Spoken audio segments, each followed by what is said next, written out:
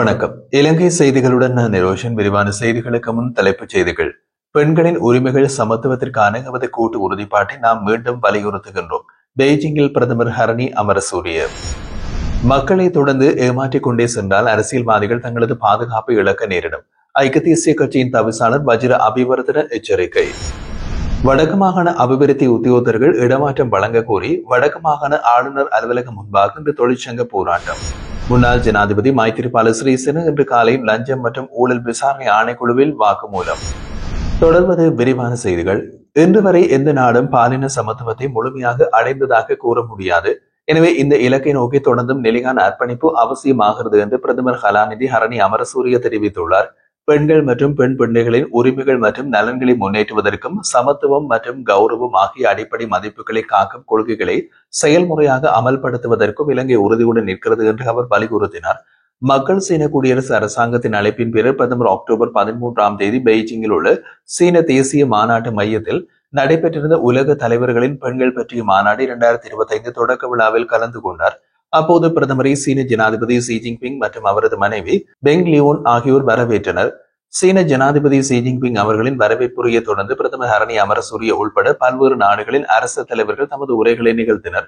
1995 பெய்ஜிங்கில் நடைபெற்ற பெண்கள் குறித்த உலக மாநாட்டின் வரலாற்று பெருமையை நினைவு கொண்டு அதில் உருவாக்கப்பட்ட பெய்ஜிங் செயல் திட்டம் உலகளவிலான பாலின சமத்துவத்திற்கான விரிவான வழிகாட்டி அமைப்பாக மாறியதை குறிப்பிட்டுள்ளார்.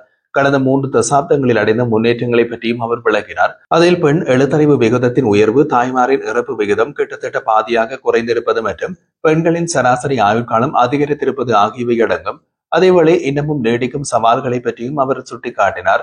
ஆண்களுடன் ஒப்பிடுகையில் குறைவான தொழிலாளர் பங்கேற்பு, அறிவியல் மற்றும் தொழில்நுட்ப துறைகளில் குறைந்த பிரதிநிதித்துவம், பெண்களை விகிதாசார ரீதியில் அதிகம் பாதிக்கும் உணவு பாதுகாப்பின்மை, மேலும் அரசியல் சமத்துவமின்மை நோக்கிய மெதுவான முன்னேற்றம் ஆகியவை அதில் அடங்கும். பெண்களின் ஒட்டுமொத்த முன்னேற்றம் என்பது கல்வி, சுகாதாரம், பொருளாதாரம், அரசியல், சமூகம் மற்றும் கலாச்சாரம் ஆகிய அனைத்து துறைகளையும் ஒருங்கிணைக்கும் ஒரு முழுமையான செயல்முறையாகும்.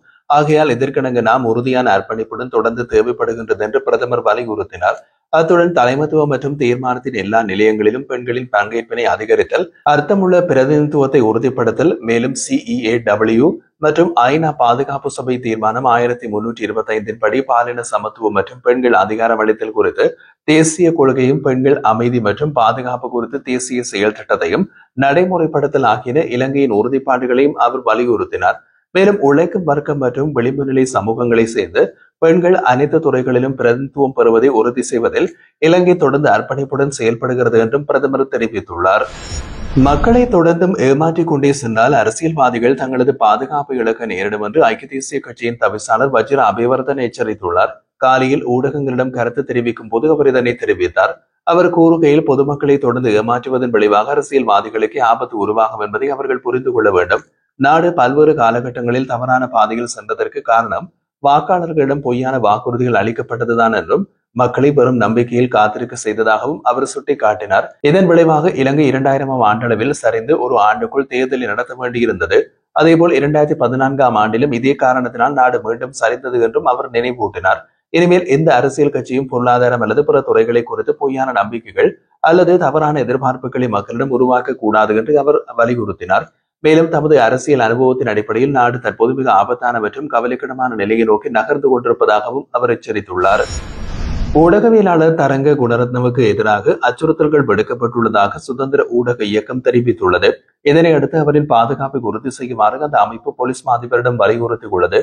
வெலிகம பகுதியை சேர்ந்த பிராந்திய ஊடகவியலாளர் தரங்க குணரத்ன தெகிபால என அழைக்கப்படும் ஒழுங்கமைக்கப்பட்ட குற்ற செயல்களில் ஈடுபட்ட நபரிடமிருந்து கொலை மிரட்டல் பெற்றதாக முறைப்பாடு செய்துள்ளார். அவர் மேலும் கூறுகையில், கடந்த அக்டோபர் 7 தனியார் தொலைக்காட்சியில் துப்பாக்கி சூடு சம்பவம் குறித்த செய்தி ஒளிபரப்பப்பட்டதை தொடர்ந்து அக்டோபர் 8 தொலைபேசி மூலம் மிரட்டல் விடுக்கப்பட்டதாகும். இதனைத் தொடர்ந்து தரங்க குணரத்ன அக்டோபர் 9 மிதிகம போலீஸ் நிலையத்தில் முறைப்பாடு அளித்திருந்தாலும் இதுவரை விசாரணையில் எந்த முன்னேற்றமும் இல்லை எனவும் தனது உயிருக்கு ஆபத்து இருப்பதாகவும் அவர் தெரிவித்துள்ளார்.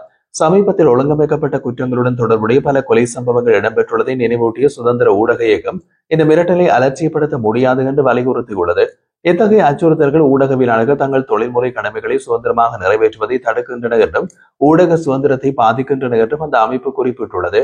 எனவே இந்த அச்சுறுத்தலை வன்மையாக கண்டிப்பதோடு சம்பவம் தொடர்பான விசாரணைகளை விரிவுபடுத்தி ஊடகவியலாளர் தரங்க குணரத்னவின் பாதுகாப்பை உறுதி செய்யுமாறு சுதந்திர ஊடக இயக்கம் போலீஸ் மாதிபரிடம் கோரியுள்ளது.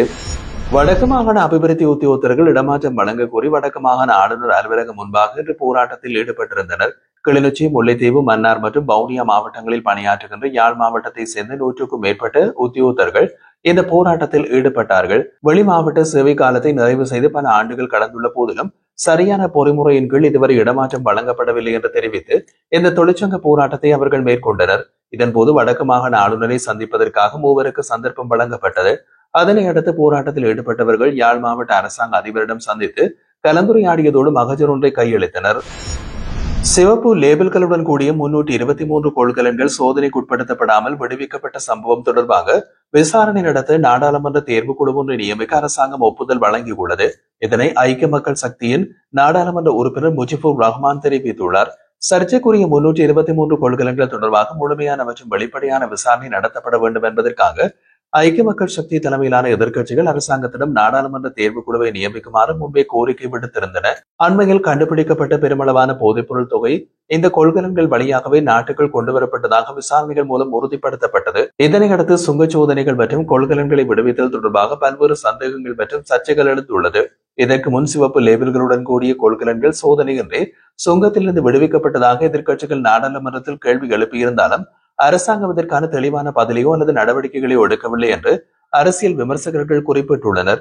இந்த நிலையில் அண்மையில் நடைபெற்ற அமைச்சரவை மாற்றங்களும் இதனுடன் தொடர்புடையதாகவே கருதப்படுகிறது.